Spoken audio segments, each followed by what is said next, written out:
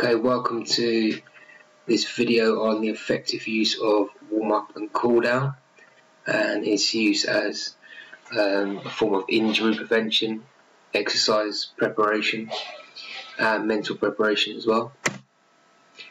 So warming up, what should a warm-up involve? There's a few elements that you should try and stick to when you're carrying out a warm-up. First, you need a gradual pulse-raising activity. This could be in the form of a light jog, a light cycle if you're cycling, or perhaps a slow, low-intensity swim if you're in a swimming pool. But this does have to be low intensity. You don't want to start off at high intensity because there's a chance you may injure yourself. And you want to gradually build up the stresses that you're putting on your cardiovascular system and your respiratory system. This gradual pulse raise will gradually increase your heart rate up to working levels, but also help to prepare your respiratory muscles for respiration. Second part of a warm-up should include stretches, so stretching all the muscles that you're going to be using in that sport or competition. It might be mainly upper body muscles, it might be mainly lower body muscles, depending on what sport or activity you're performing, but you should be stretching. Ideally dynamic stretches, so stretches where you're actually moving, that are specific to the movements you're going to be producing in the game situation or your training session. The third part is skill-based practices, so practicing the skills of that sport. So for football, for example, it might be a simple keep ball, the popular warm-up for football.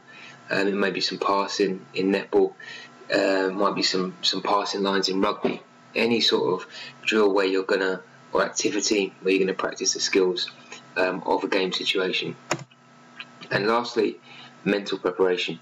So preparing yourself mentally for performance or even for training, being able to control arousal.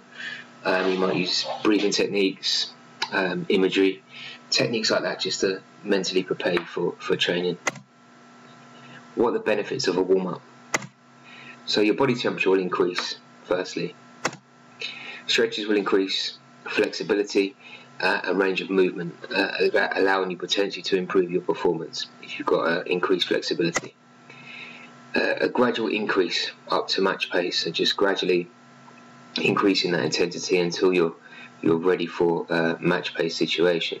And when you start that game, you're not going to be cold, you're going to be sharp, hopefully you're going to be ready for that intensity of a match situation.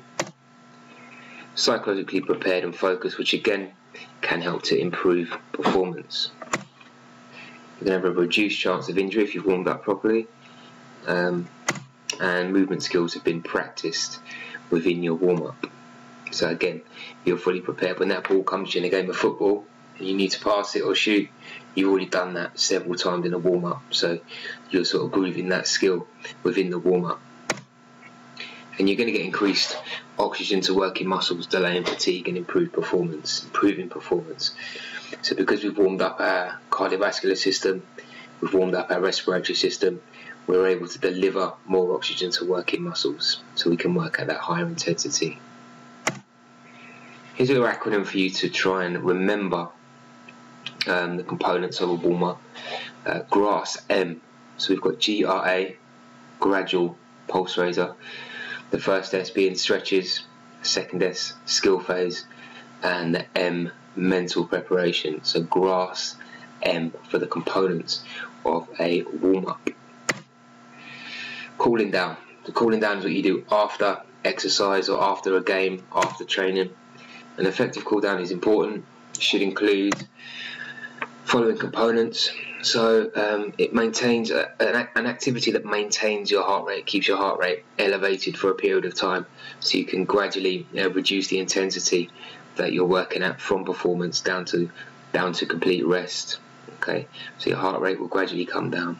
Your heart will start to work progressively less, and your respiratory muscles will start to work progressively less as well.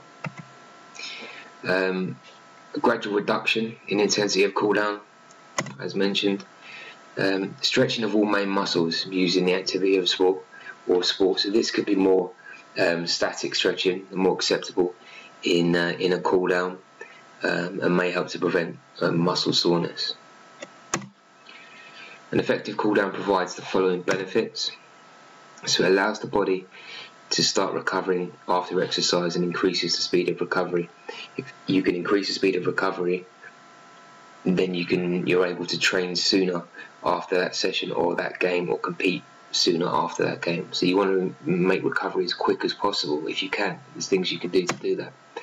It helps to remove waste products such as lactic acid from your lactic acid energy system. It helps to remove carbon dioxide, which is a byproduct of your aerobic respiratory system, energy system, sorry.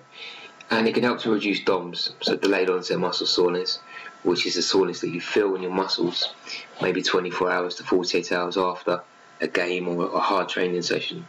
A cool down can help to reduce that DOMS. Here's a few questions you might want to try.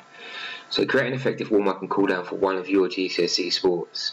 Try and make it specific to that sport, particularly with the stretching of the major muscle groups that you're going to use in that performance or in that training. What are the components of a warm-up? And you might use that acronym from previous slides to help you answer that. What are the benefits of a cool down? And come up with an acronym if you can for the benefits of a cool down. Let me know how you get on.